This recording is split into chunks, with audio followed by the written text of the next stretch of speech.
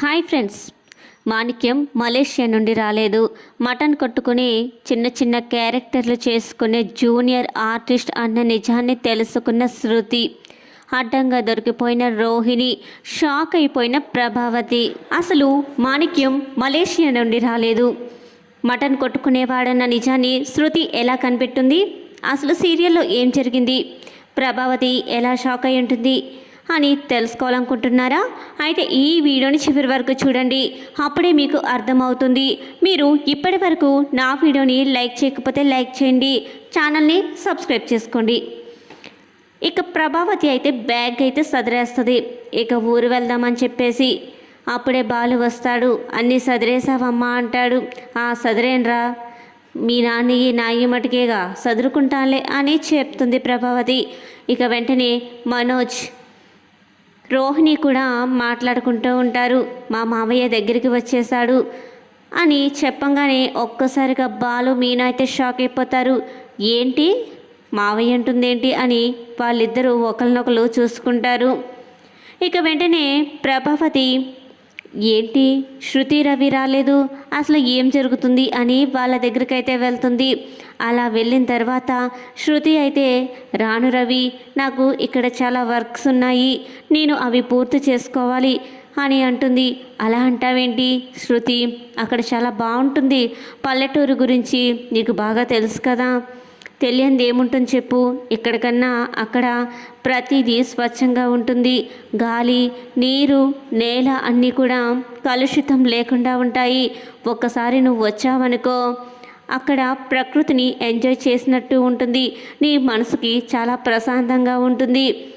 అది కాదు రవి, ఇక్కడే అందరూ ఉంటారు, మనకే సపరేట్గా గది అనేది ఉండదు, ఇంకా అక్కడ వెళ్ళిన తర్వాత ఎలా ఉంటుందో పరిస్థితి అని ఆలోచనలో పడుతుంది శృతి. నువ్వేం ఆలోచించకు, నేనున్నాను కదా, నీకు ఎక్కడ కూడా బోర్ కొట్టకుండా నేను చూసుకుంటాలే అని చెప్పి ఇక శృతి రవి కూడా అయితే బయలుదేరుతారు. ఇక కింద అయితే ఇంకా ప్రభావతి అయితే వాళ్ళ మావయ్య గురించి చాలా పొగిడేస్తూ ఉంటుంది రోహిణిని. మీ మావయ్య వస్తున్నాడా, సారీ కట్ట తీసుకువస్తున్నారా, ఏంటి మన మనోజ్కి బంగారం కూడా పెడతాడా, ఇంకేం తీసుకొస్తున్నాడు అని ఆతృతగా అడుగుతుంది. ఇక వెంటనే బాలు, మలేషియన్ తీసుకొస్తున్నాడులేమ్మా, దాన్ని తీసుకొచ్చి ఇండియాలో పెడతాడులే, అప్పుడు నీకు కావాల్సినవన్నీ తీసుకుందు కానీ అని వెటకారంగా మాట్లాడతాడు. ఇక అలా మాట్లాడిన తర్వాత సత్యం అయితే నవ్వుకుంటూ ఉంటాడు. అదేంటమ్మా, మీ నాన్నగారు వచ్చుంటే బాగుండేది కదా, అయినా మీ మావయ్య గారు రావడం, మీ మామయ్య గారికి సారిచ్చి పంపడం ఏంటి అని అడుగుతాడు. ఇక వెంటనే ప్రభావతి, ఏదైతే ఏముందండి, ఎవరో ఒకళ్ళు వస్తున్నారు కదా ఇన్నాళ్ళకి, అదే మనకి సంతోషం అని అంటూ ఉంటుంది. ఇక వారందరూ కూడా ఊరికైతే బయలుదేరుతారు. ఇక అలా బస్సులో ఊరికి వస్తూ ఉండగా ఆ పచ్చని పొలాలు, ప్రకృతిని చూసి చాలా ఆస్వాదిస్తూ ఉంటారు. ఇక మీనా, బాలు అయితే పక్క పక్కనే కూర్చుని, చూస్తున్నావు కదా మీనా, పల్లెటూరు అంటే పల్లెటూరే, చూసావా ఎంత అందంగా ఉందో, ఆ పచ్చని పొలాలు, ఆ చల్లటి గాలి ఎంత హాయిగా ఉందో, పారే సెలయేర్లు, ఎలాగైనా పల్లెటూరులో ఉన్నంత హాయిగా పట్టణాల్లో ఉండదు, ఇక్కడ మనుషుల్లో కూడా స్వచ్ఛంగా ఉంటారు, కానీ మనకి ఒకళ్ళింట్లో ఒకళ్ళు ఏం జరుగుతుందో, పక్క పక్కనే మనుషులున్నా కూడా వాళ్ళిద్దరి మధ్యన ఆప్యాయతలు, అనుబంధాలు ఉండవు. కానీ పల్లెటూరులో పక్క పక్కన ఇళ్లల్లో ఉండేవాళ్ళు కూడా ఇంట్లో ఉన్నవారిలా బంధాలు, బంధుత్వాలు అన్నీ పెంచుకుంటారు అని బాలు చెప్తా ఉంటాడు. అవునండి, అది నిజమే కదా అని మీనా కూడా చెప్తుంది. ఇక అందరూ కూడా ఊరికైతే వెళ్ళిపోతారు. అలా వెళ్ళిన తర్వాత సుశీలమ్మను చూసి చాలా ఆనందపడతారు. సుశీలమ్మ సత్యం దగ్గరికి వస్తుంది. ఏరా, ఎలా ఉన్నావురా, బాగున్నావా అని అడుగుతుంది. ఇక వెంటనే బాలు, నీ కొడుకు బాగానే ఉన్నాడమ్మా, కానీ నీ మనవడు బాగున్నాడో లేదో నువ్వు అడుగుతున్నావా అసలు అని సుశీలమ్మని అంటాడు. వెంటనే సుశీలమ్మ, నా మనవడికేంట్రా, వాడు ఎక్కడున్నా రాజే, అందుకే నేను అడగవలసిన అవసరం లేదు అని సుశీలమ్మ అంటుంది. ఏమేసావు డైలాగు, ఇక మా షీలా డార్లింగ్ వేసిందంటే ఇంకా ఎవరు మాట్లాడాల్సిన పనే లేదు అని చెప్పి సుశీలమ్మని ఎత్తుకుని ఒక్కసారిగా గిరగిరా తిప్పుతాడు. అలా తిప్పిన తర్వాత ఒరే ఒరే ఆపరా, ఏంట్రా ముసల్దాన్నైనా నన్ను తిప్పుతున్నావు, ఇప్పుడు నువ్వు నన్ను తిప్పకూడదు, మీ పక్కన మీ ఆవిడ ఉంది కదా దాన్ని తిప్పుకుంటాడు.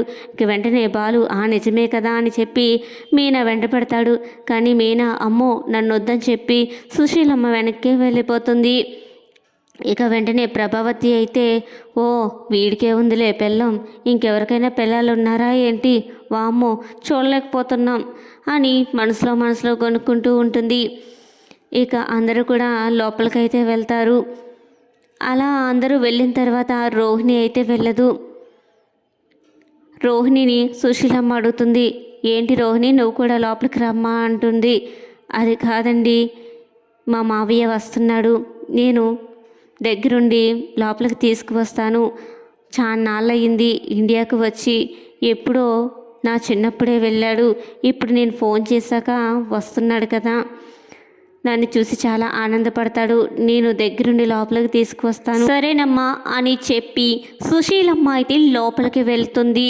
అలా వెళ్ళిన వెంటనే రోహిణి అయితే తన ఫోన్ తీసుకుని వెంటనే మాణిక్యానికి ఫోన్ చేస్తుంది. ఏంటి ఎంతసేపు ఎదురు చూడాలి నీకోసం, ఏంటి ఇంకా బస్సులు దొరకలేదా అని అడుగుతుంది. వచ్చేస్తున్నానమ్మా వచ్చేస్తున్నాను, ఏంటి డ్రామా ఆర్టిస్టులు అందరూ కూడా వచ్చేసారా, నా గురించి లేటా, ఏమో రాజమౌళి గారు ఏమనుకుంటారో ఏంటో నా గురించి, మొదటి రోజే లేట్ అయిపోతుంది అని అంటూ ఉంటాడు. ఓరి నాయనో నీకేం చెప్పాలిరా బాబు అని మనసులో అనుకుంటూనే తొందరగా రావయ్యా నీకోసం అందరూ ఎదురు చూస్తున్నారు అని చెప్తూ ఉంటుంది రోహిణి. చూస్తాను మేడం, ఒకవేళ బస్సు లేట్ అయిందనుకో ఎవరినైనా లిఫ్ట్ అయినా అడిగొచ్చేస్తాను అని చెప్పి ఫోన్ పెట్టేస్తాడు మాణిక్యం. ఇక మాణిక్యం అయితే ఏంటి రాజమౌళి గారు నన్ను చూసి కోపడతారేమో లేటుగా వచ్చానని చెప్పి ఏదో విధంగా లిఫ్ట్ అయినా అడిగి వెళ్ళిపోవాలని చెప్పి ఎదురుగా ఒక అతను వస్తుంటే అతన్ని లిఫ్ట్ అడిగి అయితే ఇంకా బయలుదేరతాడు. ఇక ఇలా మాట్లాడుతున్న విషయం అయితే వెనకాలండి బాలు వింటాడు. బాలుకి సరిగా అర్థం కాదు, ఏంటో ఏదో జరుగుతుంది, మనం కాస్త గమనిస్తూ ఉండాలి, ఏదో జరుగుతుంది ఎలాగైనా కనిపెట్టాలి అని రోహిణి చూడకుండానే లోపలికైతే వచ్చేస్తాడు. సుశీలమ్మ ఇక అందరినీ చూసిన ఆనందంలో అయితే తను చేసిన పిండి వంటలన్నీ కూడా తీసుకొచ్చేస్తుంది. తినండి, మీకోసమే ఎంతో కష్టపడి మీకు ఇష్టమైన పిండి వంటలన్నీ కూడా చేసి పెట్టాను, అందరూ తినండి అని చెప్పి పిండి వంటలన్నీ కూడా ఇస్తుంది. అలా శృతి కూడా పిండి వంటలు తీసుకుంటుంది. వెంటనే రవి బాగున్నాయా అని అడుగుతాడు. చాలా బాగున్నాయి అని చెప్తుంది. అవునరా అందరూ ఉన్నారు, మౌనిక కూడా ఉంటే చాలా బాగుండేది, నా మనవరాలు లేని లోటు స్పష్టంగా తెలుస్తుంది అని సుశీలమ్మ అంటుంది. వెంటనే బాలు మీ మనవరాలకి ఏంటమ్మా బాగానే ఉంది, చాలా సంతోషంగా ఉంది అని చెప్తాడు బాలు. లేదురా ఒకసారి ఫోన్ చేయరా మాట్లాడతాను నా మనవరాలతోని అని సుశీలమ్మ అంటుంది. ఇప్పుడు కాదులే షీలా డార్లింగ్, టైం ఉంది, ఇప్పుడు మౌనిక ఏదో పనిలో ఉంటుంది కదా, తర్వాత చేస్తే తీరిగ్గా మాట్లాడుతుంది అని చెప్తాడు. సరేరా నీ ఇష్టం, నీకెప్పుడు కుదిరితే అప్పుడే నా మనవరాల చేత మాట్లాడించు, అప్పుడే మాట్లాడతాను, ఏం చేస్తావు, నువ్వు చెప్పావు కదా, నువ్వు చెప్పినట్టే నేను వినాలి కదా అని నవ్వుకుంటారు ఇక అందరూ కూడా. ఇక సత్యమైతే అమ్మ ఇవాళ నీ చేత్తోనే వండి పెట్టాలి నాకు, నీ చేతి వంట తిని చాలా రోజులైంది, సప్పడి తిని నా నోరు చప్పబడిపోయింది అని అంటాడు. ఇక వెంటనే ప్రభావతి ఏంటి నేను మరి అంత దారుణంగా వండుతానా, అంతేలే అమ్మ దగ్గరికి వచ్చాక బెల్లం అల్లమైపోయింది, తల్లి బెల్లం అయిపోయింది కదా అని ప్రభావతి అంటూ ఉంటుంది. ఇక వాళ్ళ మాటలకైతే అందరూ కూడా చాలా సరదాగా నవ్వుకుంటూ ఉంటారు. ఇక అప్పుడే మాణిక్యం అయితే లిఫ్ట్ అడిగిన అతన్ని కొంచెం దూరంలోనే వదిలిపెట్టమని చెప్పి తను చిన్నగా నడుచుకుంటూ వస్తున్నాడు. ఇక అలా మాణిక్యాన్ని చూడగానే రోహిణి అయితే అందరినీ పిలుస్తుంది. మనోజ్ అత్తయ్య ఒకసారి రండి, మా మావయ్య వచ్చేసాడు అని హడావుడి పడుతుంది. ఇక వెంటనే అందరూ కూడా బయటకైతే వచ్చేస్తారు. ఇక అప్పటికే మనోజ్ బ్యాండ్ మేళాన్ని అంతా కూడా సిద్ధం చేసుంటాడు. తన మావయ్య రాగానే స్టార్ట్ చేద్దామని చెప్పేసి ఇక అలా వాళ్ళ మావయ్య చూడంగానే ఇక బ్యాండ్ మేళాలన్నీ కూడా వాయించకుండా పువ్వులు జల్లుకుండా తీసుకువస్తారు. ఇక అదంతా చూసిన మాణిక్యానికైతే ఏంటిది నా మావయ్య క్యారెక్టర్ అని చెప్పారు, క్యారెక్టర్ కూడా ఇలా ఆహ్వానం పలుకుతా లోపల తీసుకెళ్తారా, ఇదేదో బాగానే ఉంది అని చెప్పి దర్జాగా అయితే లోపలికి వస్తాడు. ఇక రోహిణి అయితే ఏంటో మటన్ కొట్టుకునేవాడికి పువ్వులు జల్లించాల్సి వస్తుంది, బ్యాండ్ మేళాలు పెట్టించాల్సి వస్తుంది, ఇంక నా పరిస్థితి ఇంకెంత దూరం వెళ్తుందో ఏంటో అని రోహిణి అనుకుంటూ ఉంటుంది. ఇక అలా వాళ్ళ మావయ్య అయితే లోపలికి వస్తాడు. ఇక అలా వాళ్ళ మావయ్యని చూడగానే ప్రభావతి ఫ్రూట్ జ్యూస్ అయితే తీసుకువస్తుంది. మీరు చాలా దూరం నుండి వచ్చారు కదండి, చాలా అలసిపోయి ఉంటారు, ఇదిగోండి ఈ ఫ్రూట్ జ్యూస్ తాగండి, ఇక్కడ ఏసీ లాంటివి ఏముండవు, మీరు కొంచెం సర్దుకుపోవాలి అని చెప్తూ ఉంటుంది.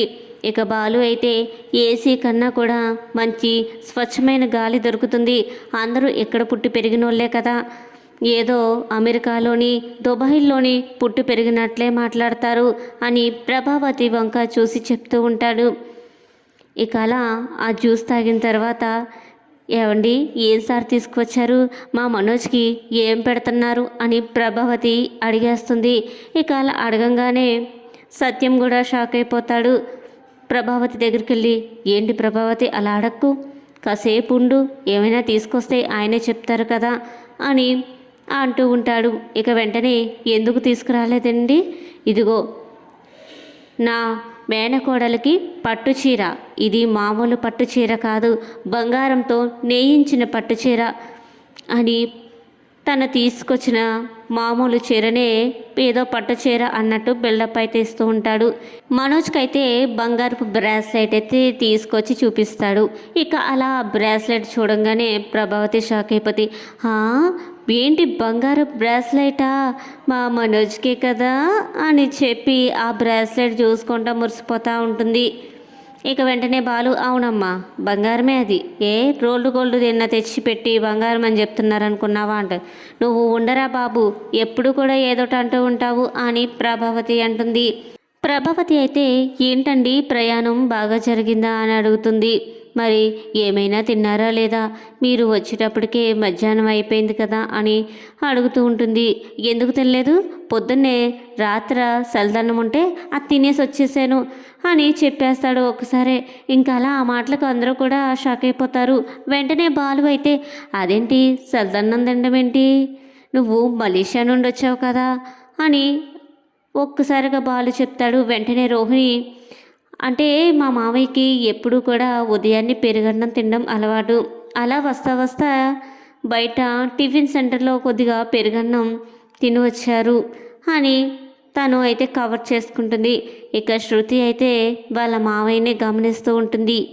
ఇక రవితో మాట్లాడుతుంది. రవి నాకు ఇతన్ని చూడంగానే ఏదో డౌట్ అయితే వేస్తుంది, నాకు ఏమనిపిస్తుందంటే తను వాళ్ళ మావయ్య కాదు, ఏదో కొంచెం డిఫరెంట్గా కనిపిస్తున్నాడు అని అంటూ ఉంటుంది. రవి అయితే వాళ్ళు పల్లెటూరులో పుట్టి పెరిగినోళ్ళే కదా శృతి, నువ్వు అలా తప్పుగా అనుకోకు, ఇక్కడ నుండి ఎక్కడికి వెళ్ళినా ఆ పద్ధతులు అయితే పోవు కదా, ఏమో అదే అలవాటు మీద తింటున్నారేమో అని అనుకోవచ్చు కదా అని శృతికి చెప్తాడు రవి. శృతికైతే అనుమానం అయితే అస్సలు తీరదనమాట. ఇక వెంటనే రోహిణి అయితే వాళ్ళ మావయ్యని అదే మాణిక్యాన్ని తీసుకుని పక్కకు వెళ్తుంది. ఏం చెప్పాను నీకు, సరిగ్గా నటించమని చెప్పాను కదా, అందరూ బాగానే నటిస్తున్నారు, కానీ నువ్వు మాత్రమే బయట దొరికిపోతున్నావు, ఒకవేళ నువ్వు సరిగ్గా నటించలేదనుకో రాజమౌళి గారు నీకు ఎలాంటి ఆఫరు ఇవ్వరు, అది గుర్తుపెట్టుకుని నువ్వు ఇంగ్లీష్లో మాట్లాడకపోయినా పర్వాలేదు, కానీ తెలుగులోనే, మలేషియాలో ఉంటే ఎలా మాట్లాడతారు తెలుగువారు అలాగే మాట్లాడాలి అని చెప్తుంది. ఇక శృతి అయితే ఆ మాటలన్నీ కూడా వింటుంది. నేను మొదటి నుంచి డౌట్ పడుతున్నాను, అది నిజమేనన్నమాట, ఇప్పుడు వీడెవడో నేను తెలుసుకుంటాను అని చెప్పి వెంటనే తన ఫ్రెండ్కి అయితే ఫోన్ చేస్తుంది. సిరి నాకు ఒక విషయం చెప్పవే, నువ్వు సీరియల్ ఆర్టిస్ట్వే కదా, నీకు చాలామంది ఆర్టిస్టులు, జూనియర్ ఆర్టిస్టులు అందరూ కూడా తెలిసి ఉంటారు కదా. నేను ఒక ఫోటో తీసి పంపిస్తాను, వాడెవడో వాడి డీటెయిల్స్ ఏంటో నాకు ఇమీడియట్గా సరే శృతి పంపించు, నేను చూస్తాను అని చెప్తుంది. ఇక శృతి అయితే ఫోటో పంపిస్తుంది. అలా ఫోటో చూసిన సిరి అయితే వెంటనే తన తోటి ఆర్టిస్టులందరికీ కూడా పంపిస్తుంది. అందులో ఒక ఆర్టిస్ట్ అయితే సిరికి ఫోన్ చేశాడు. వీడి ఫోటో ఏందమ్మా పంపించావంటే వీడెవడో నీకు తెలుసా అని అడుగుతుంది. ఎందుకు తెలీదు, వీడు మటన్ కొట్టుకునేవాడు, మా వీధిలోనే ఉంటాడు, మటన్ కొట్టుకుంటానే ఏదైనా క్యారెక్టర్లు ఉంటే అడుగుతాడు, జూనియర్ ఆర్టిస్ట్ కింద చేద్దామని. ఒకసారి నేనే ఒక డ్రామా ప్లే చేస్తుంటే వీడిని చిన్న క్యారెక్టర్ కోసం అయితే తీసుకువెళ్ళాను, బాగానే నటిస్తాడు, వీడి గురించి వివరాలు ఎందుకమ్మా అని సిరికి చెప్తుంది. వెంటనే సిరి అయితే శృతికి ఫోన్ చేస్తుంది. ఇక మాణిక్యం గురించిన మొత్తం విషయాన్నంతా కూడా చెప్పేస్తుంది. ఇక అలా చెప్పిన తర్వాత శృతి అయితే షాక్ అయిపోతుంది. సరే నేను నీతో తర్వాత మాట్లాడతాను, ముందు ఇక్కడ చూడాల్సిన సంగతులు చాలా ఉన్నాయి అని చెప్పి రోహిణి దగ్గరికి అయితే వెళ్తుంది. ఏంటి రోహిణి, ఏంటి వాడు మీ మావయ్య మలేషియా నుండి వచ్చాడా, వాడి జాతకం ఏంటో నేను బయట పెట్టినా, వాడు ఒక మటన్ కొట్టుకునేవాడు, వాడు చిన్న చిన్న క్యారెక్టర్లు వేసుకుంటూ బతుకుతాడు, నాకు తెలియదు అనుకుంటున్నావా, వాడి చరిత్ర అంతా కూడా నాకు తెలుసు, వాడిని తీసుకువచ్చి నాటకం ఆడిద్దామని ప్రయత్నిస్తున్నావా, ఉండు ఇప్పుడే నీ జాతకాన్ని అంతా కూడా బయట పెడతాను అని చెప్తుంది. రోహిణి అయితే చెప్పొద్దు శృతి అని అడుగుతుంది.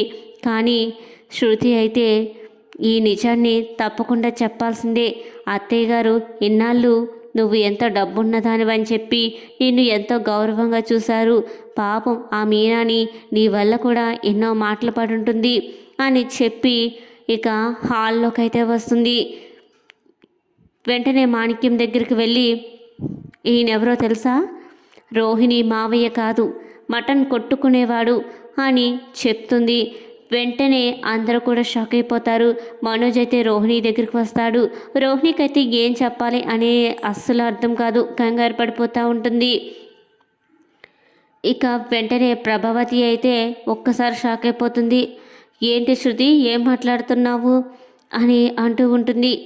నేను నిజాలు లేకుండా ఏం మాట్లాడినత్తయ్య, మీరు నీకు ప్రూఫ్స్తో సహా చూపిస్తాను, మీరు కాసేపు ఉండండి, నేను మాట్లాడుతున్నాను కదా అని చెప్తుంది. ఇక శృతి అలా చెప్పంగానే అందరూ కూడా నమ్ముతారు. ఇక ఈ విధంగా అయితే రోహిణి బండారాన్నంతా కూడా శృతి అయితే బయట పెట్టేస్తుంది. ఇవాళ సీరియల్ అయితే ఇదే. ఇక తర్వాత కథలో ఏం జరుగుతుంది అనేది తర్వాత ఎపిసోడ్లో అయితే తెలుసుకుందాం. మీకు ఈ వీడియో నచ్చినట్లయితే లైక్ చేయండి, ఛానల్ని సబ్స్క్రైబ్ చేసుకోండి.